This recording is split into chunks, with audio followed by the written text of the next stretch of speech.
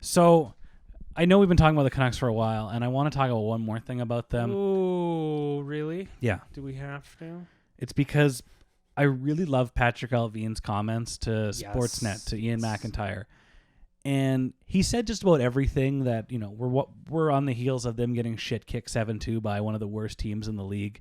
And the Canucks, you look at JT Miller, he's their one consistent player who is hilariously inconsistent in games when he just feels like turning it off and not trying and, all right, screw this, my shift's done. Yeah.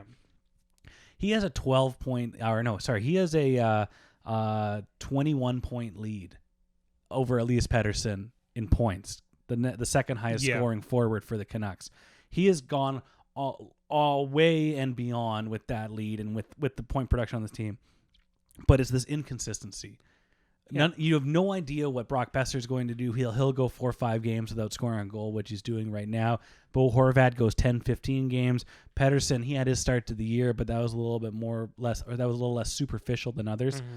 But there's this level of inconsistency that's really been lingering around this team, and a lot of people alluded to that. It's been since the Sedins left, and when you kind of look at the leadership core that haven't been instilling that this team is, giving it their all in games and showing up ready and practicing their ass off. Yeah.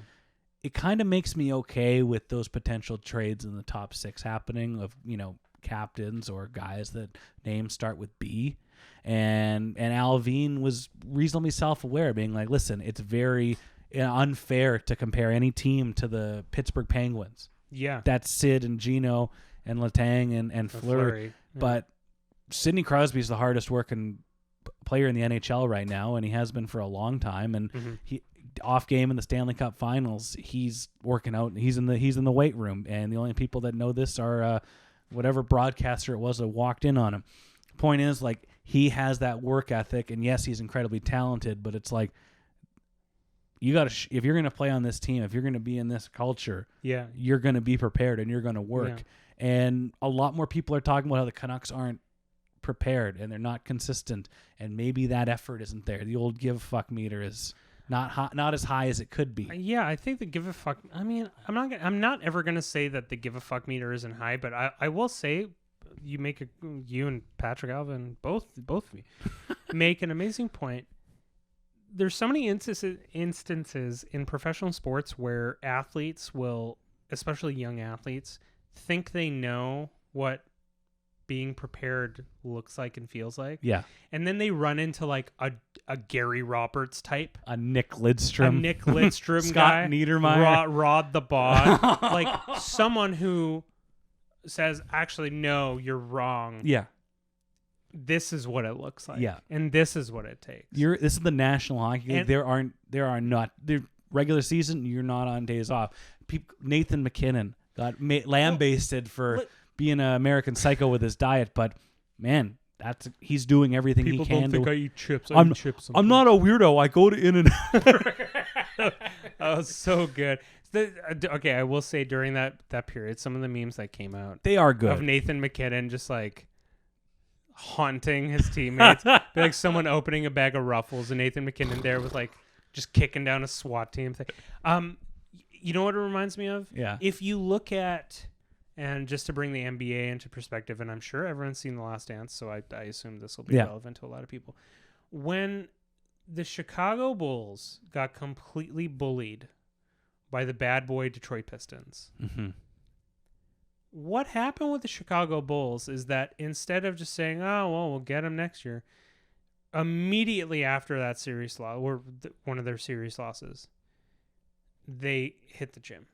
Jordan knew, I need to put on muscle and to deal with this, because not only do I need to take what Bill Lambert and everyone's giving me, but I actually need to administer some of this physicality. And he says this to his personal trainer the day they get eliminated, and he's like, okay, when do you want to start that? A couple weeks, I'll see you tomorrow. And tomorrow is 6 a.m. See, 6 a.m. And I'm not saying, listen, Michael Jordan's Michael Jordan, but yeah, I think there is an idea of having some players that lead in that way. And the Sedins are a perfect example. Yeah. Because, like, are you going to let down Daniel and Henrik?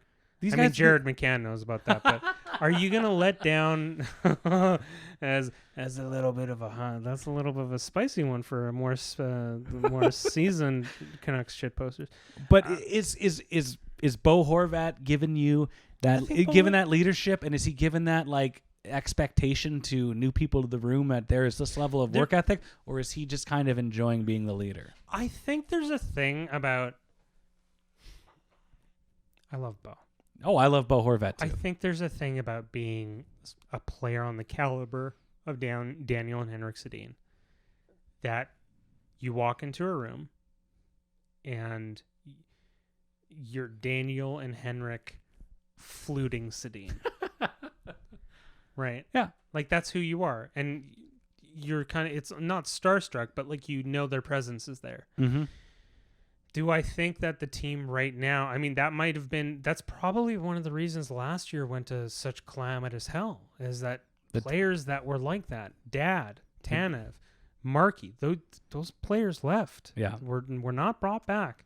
And then you filled them with players perhaps that weren't able to fill in that presence in the locker room. Nate Schmidt is just like doing the Homer Simpson thing with like running around on the back and